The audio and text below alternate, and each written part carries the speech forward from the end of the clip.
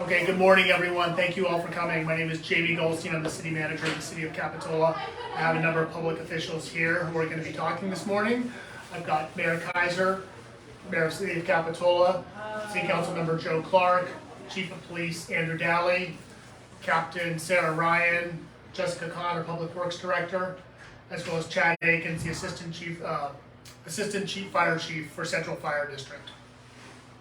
First thing I want to do is just express my condolences to anyone who's lost property or been, sustained damages during this event. It's obviously a very tough time. What I'm always proud of most about Capitola is how we all come together as a community and support each other in these challenging times. With that, I'm going to turn it over to Mayor Kaiser for a few comments. Thank you. Good morning, everybody. Thank you for attending. Sorry that it's in this type of circumstance. We have sustained some significant damage on the Capitola Wharf. So we're declaring a state of emergency. We have evacuated Capitola Village. And at this point, we have no reports of any significant injuries. We are just working very hard to make sure that everybody is staying safe. Huge shout out to our Capitola PD, our Public Works. Please pay attention to them when on the roads or out in public. This is a serious situation and we want to take every precaution that we can. So we also Central Fire as well. Thank you so much. So I am going to turn it over to Captain Ryan. She has some more details as far as specifics, but please stay safe and we'll get through this. Thank you.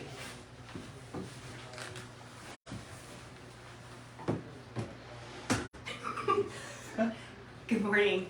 I've been talking to a number of you throughout the last couple of days about this event as we've led up to it. So there's been a huge collaboration with Unified Command working between law enforcement and fire, trying to watch the event, to work through the weather complications that are somewhat unpredictable and flowing to make sure that we can support public safety.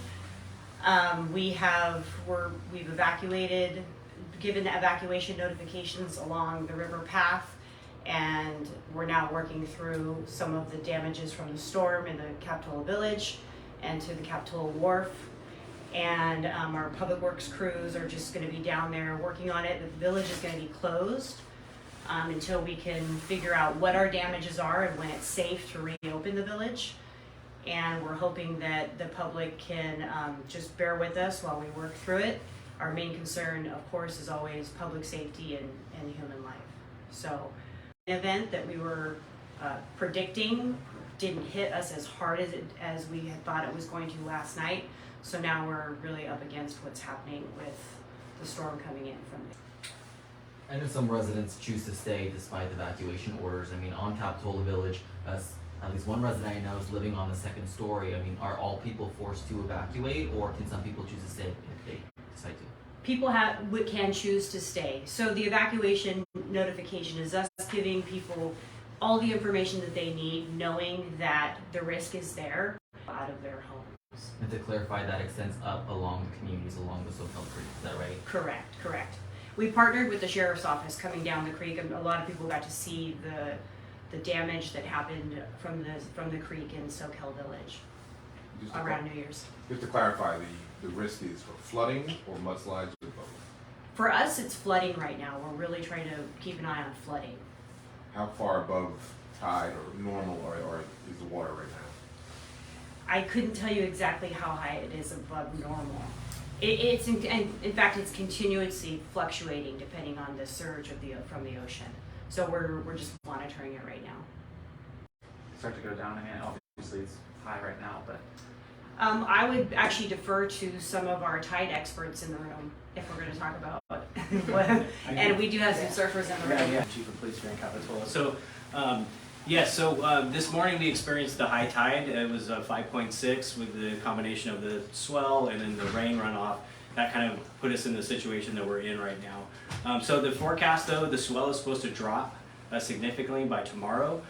So that'll help our current situation, but we're still monitoring the high tide and then the rain runoff, and so we're looking at that storm position. So good news, obviously, make us respond a little bit more. So the concern is that you're going to have people who are going to get flooded and trapped inside? Why we put the order in place is we were worried about the public safety. Number one is their safety, but then also getting them out of that scenario. So like what we're dealing with right now, when we have crews, that we're not dealing with other emergencies on top of trying to basically get everything cleaned up or getting it stabilized as best as we can. So we want to keep people out of the area so it just doesn't add to the emergency that's already. I think it was about 350 residents, which included the 100 block of Riverview. So Riverview Drive starts to kind of gain some elevation, so that's where we felt comfortable putting the evacuation notice up through. I think it's about the 500 block of Riverview. Having a shelter in Capitola again. So currently our shelter's still active, and so that's a part of our evaluation process. Is if we're going to extend our order. If we do extend that order, then we would keep that shelter in place. So a lot of that is contingent on our decision as far as the next. We're checking in with the county on all the weather reports and then looking at everything to making sure that we're making the best decision. But it's obviously rapid. It's unfolding and weather is clearly predictable. Have you had any injuries thus far? I'm not aware of any injuries locally. I know that the business has sustained some significant damage down in the village, and then obviously our wharf sustained some damage. In terms of the water level, State your name again. I'm sorry, I got it. I'm Jamie Goldstein, City Manager of the City of Capitola. So in terms of the water level, in general, during a high tide event here in Capitola, the water level is expected to be typically about 6 inches above the ocean. So as Chief Daly reported, we saw around a 5.6 high tide this morning at 8:30. When water is leaving the creek, it's up above 10 feet. So in terms of what the storm surge, what we were seeing, the impacts of the storm, the wind and the waves, when you see water that's moving out of the banks, it's above 10 feet. So you can do the math yourself about, where we would have expected it with this high tide is probably around 6 feet. Yet we were seeing water into people's homes and onto the Riverview pathway during the waves. Just clarification.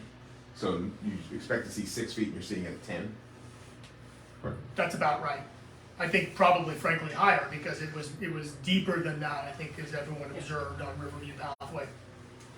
And that's due to all the runoff coming down from the mountains through the creek. Well, or I think is it just the storm's bigger? I think than it's the expected? storm. I mean, I think, looking at what was happening, the flow in the creek was frankly not very significant. So probably it was more due to the ocean pushing in rather than runoff from the hills. Any other questions for anyone else on our team here? Great. Thank you all so much for coming. Yeah, thanks. Everybody off? We get the name spelling, hold on.